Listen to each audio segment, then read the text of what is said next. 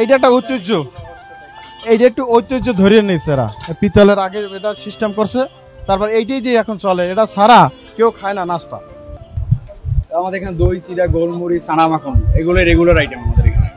আর এটা 92 বছর থেকে রেগুলার চলতেছে এই পরিবেশে।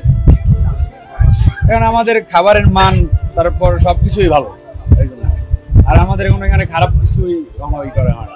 যদি জানি এই করে আগেও যখন বরিশাল কোনো এক সময় পড়ালেখা করেছি তখনও জানতাম যে এখানে এটা একটু ভালো মানের দধি গোল চিরা খই খাওয়ায়, এই জন্য একটু আজকে খাওয়ার জন্য শখ হইল।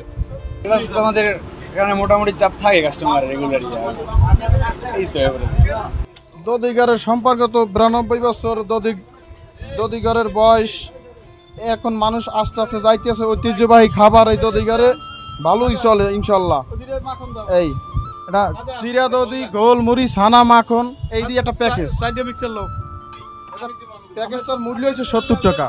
এই দুধটারে আমরা এখন ওই জালে উঠাবো, তারপর জালে উঠে গিয়ে জাল দিয়ে থাকবো, ওর ভিতরে চিনি দেবো, তারপর ওই দুধটারে নামাবো, যখন হবে তখন ওটা নামাইয়া আপনার সেককে নামাবো, ন্যাকড়া দিয়ে সেককে নামাইয়া পরে ওইটা ঠান্ডা করুন, ফ্যান দিয়ে ঠান্ডা করুন, ঠান্ডা করিয়া ওইটার ভিতরে টক দধি আছে ওই দেবো, টক দধি দিয়ে ওইটার আবার সেককে এরপর পাত্রে পাত এর পরে ওই চুলের উপরে আবার আগুন দিয়ে হিট দেবো। এই রাত্র 8টায় পাতলে সকাল 6টার মধ্যে নামাই গেল।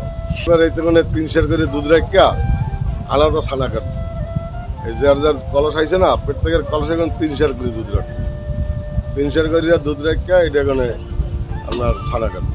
আমার নাম মোহাম্মদ জাহাঙ্গীর। আমার 2010 সাল থেকে বরিশাল, আমার বাড়ি মূলত 10 সাল থেকে বরিশালের যাতায়াতটা একটু বেশি, তখন থেকে মোটামুটি আমার এই যে যদি বরিশাল একবার আসা হয় অন্তত দধি করে এসে মানে চিরা দই খাওয়া হয়।